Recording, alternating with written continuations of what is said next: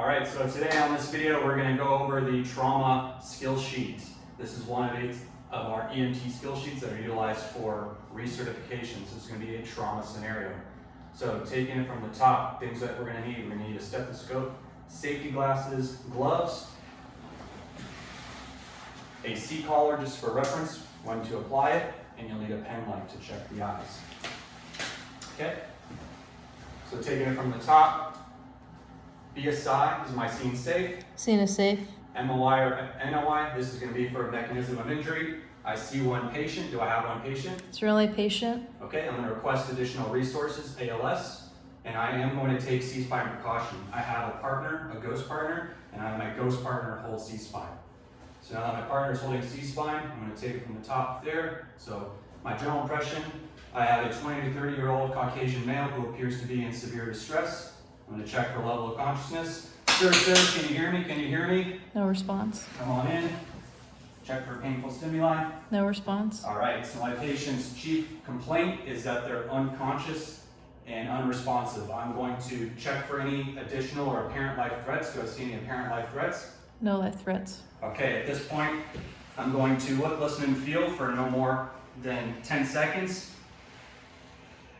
Weak palpable pulse. Okay, at that point, I'm going to have my partner who's holding C-spine perform a jaw thrust maneuver. I'm going to look into the mouth, check for any obstructions or the need to suction. I do not see any, and I'm going to place an OPA measuring from the corner of the mouth to the angle of the jaw, and I'll drop that OPA. Do they accept the OPA? OPA accepted. Okay, then I'm going to check for rate, rhythm, quality, and tidal volume. Rate of 6. Okay. Periods of apnea. Roger. So I have 6 shallow and irregular. So with those numbers, I'm going to direct my partner to use a BVM at 15 liters per minute. I'm also going to manage any injuries, apparent injuries that could compromise ventilation. Moving into circulation, I'm going to peel back the glove on my hand, check the core for color, condition, and temperature, and I have that they're pale, cool, and diaphoretic. So those are indications for shock. So I'm going to put a blanket over them. I already have them in a supine position. I already have them on high flow oxygen. Then I'm going to do a detailed blood sweep head to toe, pulling my hands out as I go down, not to smear.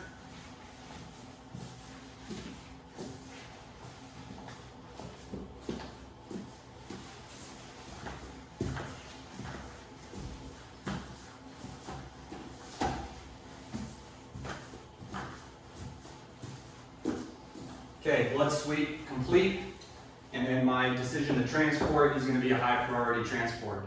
I'm going to try and get a history. Does anybody know this patient? No. So I cannot get a sample history, and then I'm going to have a set of vitals taken. I need blood pressure, pulse, respirations, and SpO2. After I take those, I'm going to move into my secondary focus assessment, my head to toe. So starting at the top of the head, I'm checking for decap BTLS, deformities, contusions, abrasions, punctures, burns, tenderness, lacerations, and swelling. So starting at the head, palpating, checking around the eyes, checking the nose, checking around the mouth, looking in the ears for cerebral spinal fluid, and then you would look behind the ears for bruising called battle signs. Look behind the ears, bruising, battle signs. Look in the nares for any syringe or singes, and look in the mouth again to make sure you don't need to suction. Then you'll take your other hand, you're going to check for step off, C1 through C4. Look for tracheal deviation, jugular vein distension. I'm also going to check the eyes for pearl, so pupils equal round reacted to light. So shining in patient's right while looking in patient's left, and then while shining in patient's left, looking in patient's right. Then I'm going to palpate the clavicles for stability. Then I'm going to apply the C-collar. At that point, the head and the neck are clear, and I'm going to do IPA, inspect, palpate, auscultate. So using the back of my hand, I'm going to palpate the chest, and then I'm also going to take my stethoscope, and I'll auscultate.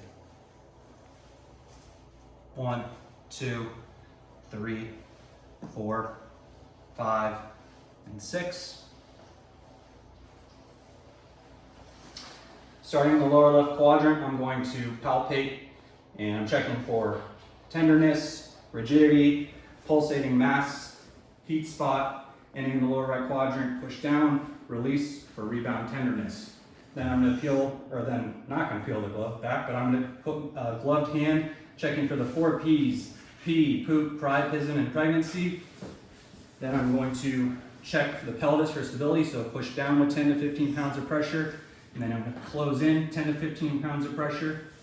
Moving down, checking the legs, all the way down to the toes.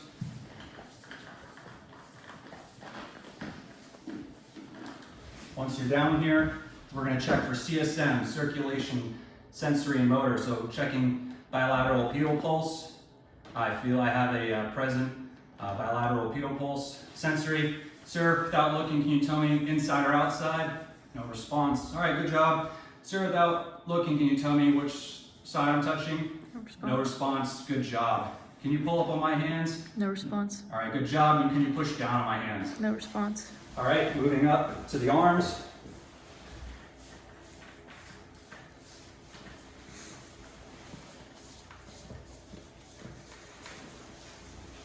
All right, checking bilateral radial pulse. I have present bilateral radial pulse. Sir, without looking, can you tell me which finger I'm touching? No response. Good job. Sir, without looking, can you tell me which finger I'm touching? No response. Sir, can you squeeze my fingers? No response. CSM's complete on the upper extremities. At this point, we're going to log roll the patient on C-spine's count. We're going to roll. So on head's count, 1, 2, and 3. Roll the patient. We're going to do our inspect, palpate, and auscultate. So inspect for any injuries on the back of the patient. Palpate. Check again for pee, poop, pregnancy, or priapism. Inspect the back of the legs.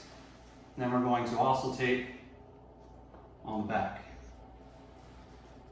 1, 2, 3, 4, 5, and 6. And on C-spine's count, we're going to roll this patient onto a backboard. 1, 2, 3.